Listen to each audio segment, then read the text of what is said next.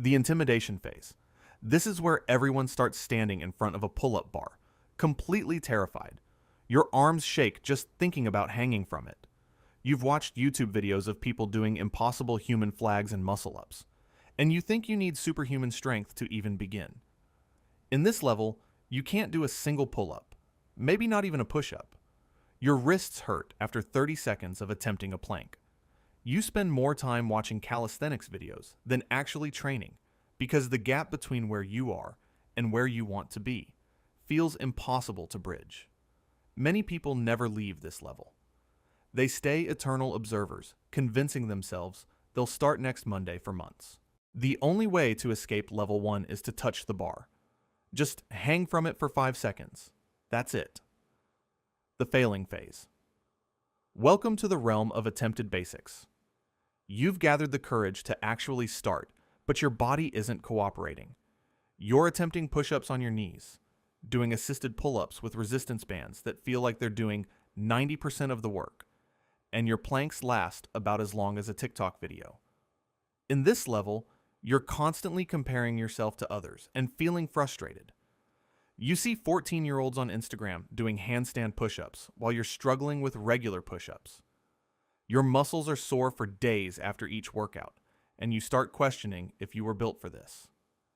Here we find the classic beginner mistakes: training every day without rest, focusing only on the flashy moves and giving up after 2 weeks when they don't see immediate results. The dropout rate in level 2 is massive. About 70% of people quit here. To advance, you need to complete your first unassisted push-up and hold a plank for 60 seconds. The grind phase.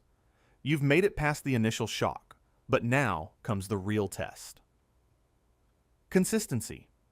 In level 3, you can do basic movements, maybe 5 to 10 push-ups, a 30-second pull-up hang, and you're working on your first real pull-up with decreasing assistance. This level is characterized by slow, grinding progress. You're adding 1 rep per week. If you're lucky, some weeks you feel weaker than the week before. You start to understand that calisthenics isn't about instant gratification. It's about building your body from the foundation up. Many people get trapped in level 3 for months, even years, because they lose patience with the slow progress. They start looking for shortcuts, buying expensive equipment, or jumping to advanced tutorials they're nowhere near ready for. The smart ones stick to basics: push-ups, pull-ups, dips, squats, and planks. You graduate from level 3 when you can do 10 consecutive push-ups, 3 pull-ups, and hold a plank for 2 minutes. The foundation phase. Congratulations! You now have functional strength. Level 4 is where calisthenics starts to feel possible. You can bang out 15 to 20 push-ups. You're getting comfortable with pull-ups, and you're starting to understand progressive overload with bodyweight exercises. In this level, you discover the joy of harder variations. Regular push-ups feel easy, so you elevate your feet. You start working on pike push-ups for shoulder strength.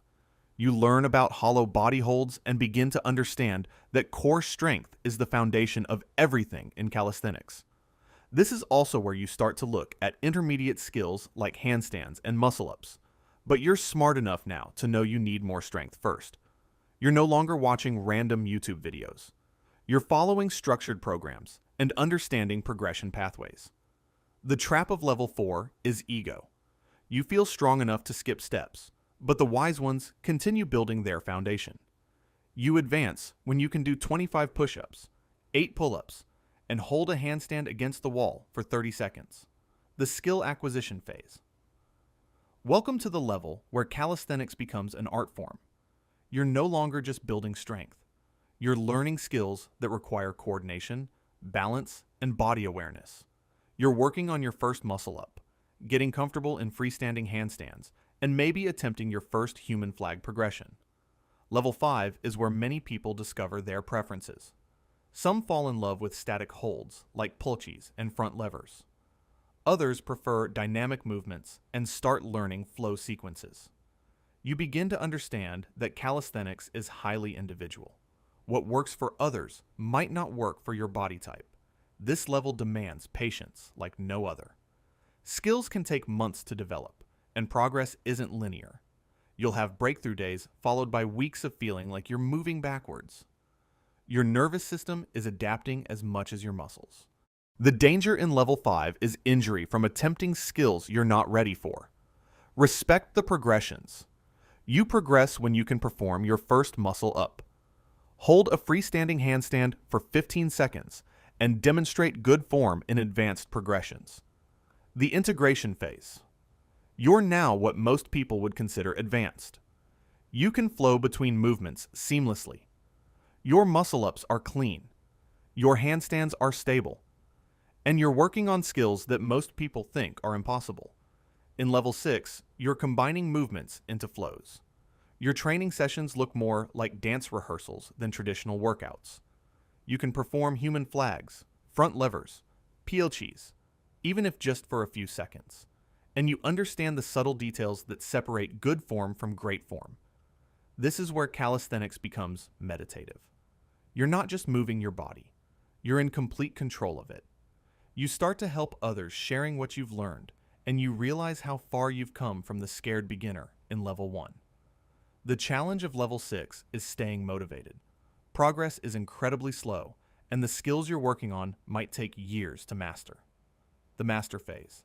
Less than 2% of people who start calisthenics ever reach level 7. Here you've transcended simple strength building. You can perform skills that seem to defy physics. One-arm handstands, one-arm pull-ups, impossible-looking static holds. But level 7 isn't really about the skills themselves. It's about the mindset. You understand that calisthenics is a lifelong journey. You're patient with progression. You listen to your body, and you've developed an intuitive understanding of movement that can't be taught from YouTube videos. In level 7, you become a teacher, whether formally or informally. People seek your advice, and you remember what it was like to struggle with your first push-up. You create your own training programs, develop your own style, and maybe even start contributing to the calisthenics community.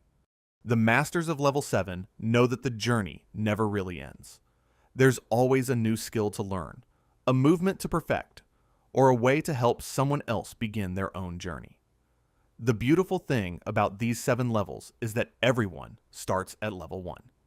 Every expert you admire was once where you are now.